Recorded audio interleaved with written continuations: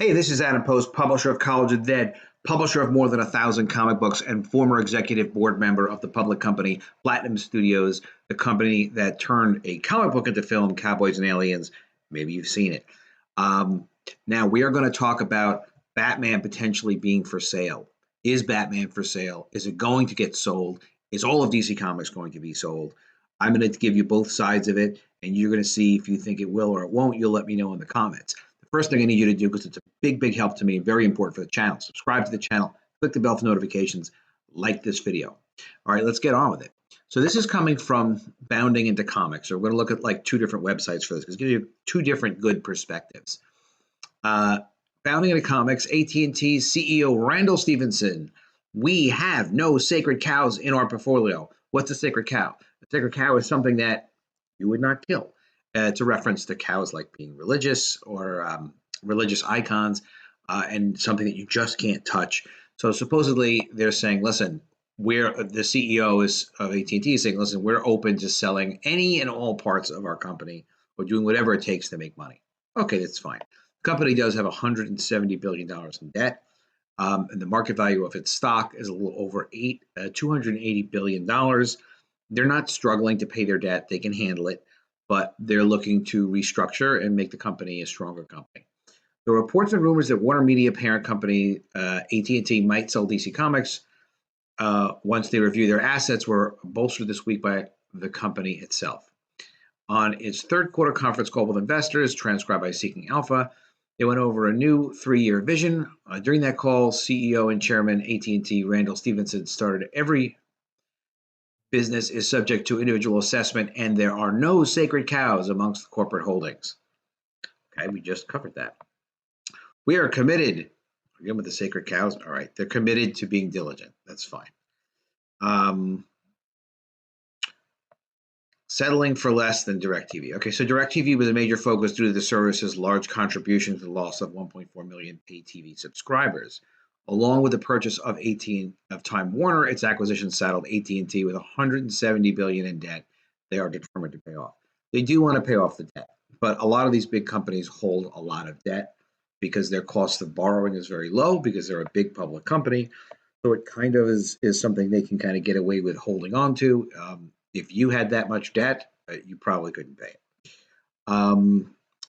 Stevenson called DirecTV the source of a lot of public speculation, but hinted it will stay in the portfolio for a few more years. We're always open to making portfolio moves, and DirecTV has been the source of a lot of public speculation in that regard. As we've said, it's an important piece of a strategy over the next 3 years. They're going to utilize it as much as they can to push their streaming, is what he means to say.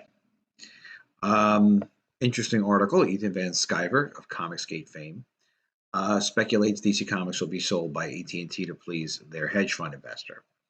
I don't really agree with that, but it is an interesting article, and I'm not going to cover it here because we'd kind of go on forever with that. So we're just going to stay focused on this. AT&T is trying to trim the fat to appease activist hedge fund Elliot Management.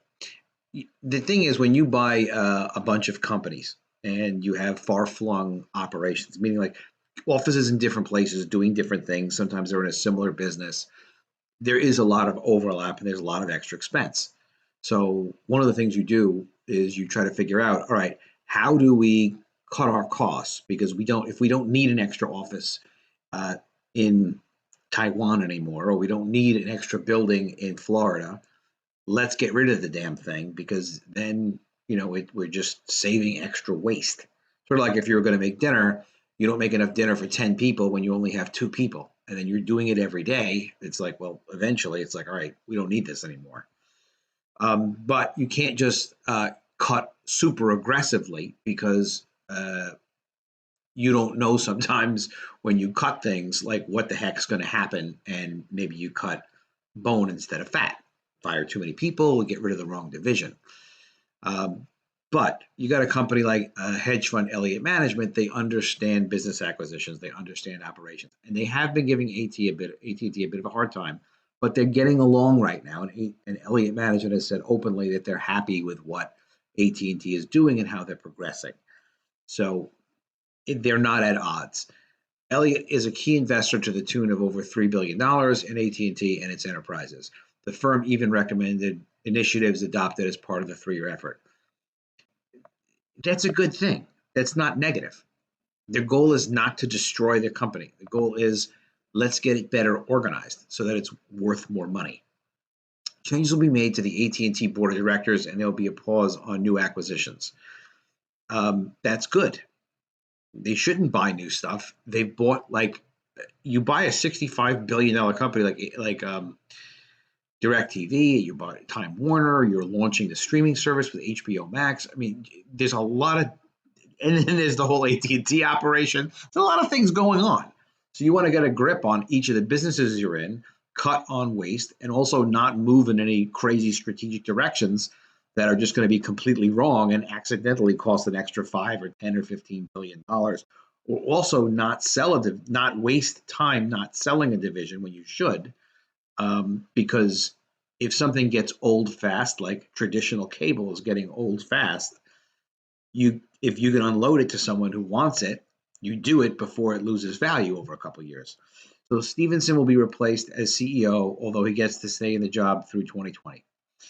The last quarter already saw one change in power. Warner Brothers Pictures named Ann Sarnoff as CEO. Elsewhere, Robert Greenblatt, former chairman of NBC, was made chairman of WarnerMedia. Common sense divesting, which is a play on common sense investing. Divesting means selling. This is all part of a process that's taken shape over the last couple of years. Moves are being made to monetize non-strategic assets, and according to Stephenson, we should expect to see evaluation of businesses and divesting of inconsequential assets to persist. All right, let's see how they explain that. Maybe it's easier. In other words, bad news could be no. Okay, what AT&T did with the whole Time Warner acquisition and with DirecTV as an acquisition was they are trying to be more than just a phone company. In addition to a phone company, they want to be a very significant entertainment company. So the way they're structured now, they're still treated like a phone company rather than an entertainment company. Why? Because people, when you think of AT&T, you think of it as a phone company. I do, but they also own like a lot of entertainment. They own all of Warner Brothers. They own DC Comics. They own all of HBO. They own a lot of stuff, and they're about to. HBO Max is going to be substantial. They just agreed to buy the rights to South Park to stream exclusively for $500 million, in addition to a couple of other major properties for HBO Max. So, and they're going to continue to make new stuff for HBO Max. It's going to be substantial. It may not be profitable, that division, for a few years, but it will eventually be really successful. It just is. They're going to have a lot of stuff to play with. So when they're looking at non-core strategic assets, every entertainment asset, especially DC Comics, the comics division, is unique and important for what they're planning to do at AT&T. Every damn thing.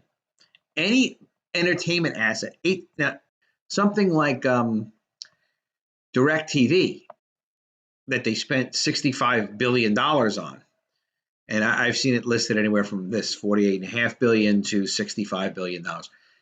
That is a distribution platform. It's important if it's able to get distribution of their content. But if their focus is going to be on streaming, and they don't use streaming so much to distribute their content, if they don't use DirecTV so much to distribute their content, then they don't need it. They can get rid of DirecTV and pull $65 billion if they can get cost back, or $50 billion, or whatever they can get. They can pull that out of the company. They don't have to manage that mess anymore and worry about strategy for it. All they have to worry about is like the remaining operations, which AT&T is doing fine on its own with its phone stuff. DC Comics is obviously losing money on an operating basis just for publishing comic books, but you need the comic books for the film and TV. You definitely do. I was made an offer for comic books that we had, the intellectual property for our Triumphant comic book stuff. And we eventually did make a deal with the company. But the deal would have been half the deal, half the proceeds, if the comics were not in print. And it's not that the comics have to be profitably in print; they just have to be out there in the universe, so that the only thing generating interest in them is not old stuff that's not on a retail shelf or in existence in the world somewhere. So the comics are important. You look at something like what the Joker just did; it just broke $900 million today in worldwide box office. It's one freaking character for one freaking movie. The comics are not losing that much money, not a significant amount. Makes no sense in the world for them to sell the comics. Um, this guy's saying, unfortunately, on paper, DC fits a profile of no longer a core asset. Sales of new comics being down. Again, there's just no understanding there that the intellectual property needs to have new versions of it. There need to be new stories. There need to be a new artwork. There need to be new creative people. There need to be people making stuff. Um, it's so powerful. It's allowing Marvel Comics to produce terrible social justice warrior movies in the future out of the Marvel universe, and it's all based on comics things that they've done. Squirrel Girl's getting a movie. Ms. Marvel's getting a movie. Had it not been done in the comics, they would not be able to do it in the movies. It has nothing to do with whether or not Squirrel Girl is actually successful in retail stores. Nothing. Captain Marvel. Nothing. It's all part of their agenda. But the point is, hopefully DC doesn't do that. But the whole point is, you could not do that without the money losing comic books. You couldn't change the entire entertainment catalog. So they're not going to be an entertainment company in the future, AT&T, if they're going to go and destroy their source material for new stuff, even if the new stuff is garbage, because they'll want to make new garbage. It's just the way this stuff works. All right. That basically covers it. So you can tell me in the comments below, please. Do you think AT&T is going to try to be a $300 billion entertainment company, but decide like, all right, well, let's get rid of entertainment company, little divisions that lose a couple of $1 million a year. They probably lose $2 million or $3 million a year for the DC Comics publishing, if that much. It's not going to pay off $170 billion in debt. But tell me in the comments if you think that they would, and tell me why. And tell me if you agree with me that they will not sell them, because why would they risk $2 or $3 million a year when they're dealing with $170 billion in debt?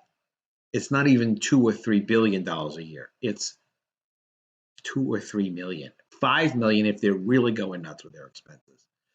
Tell me what you think. Make sure you subscribe to the channel. I do cover a lot of interesting comics and entertainment related things. And click the bell for notifications.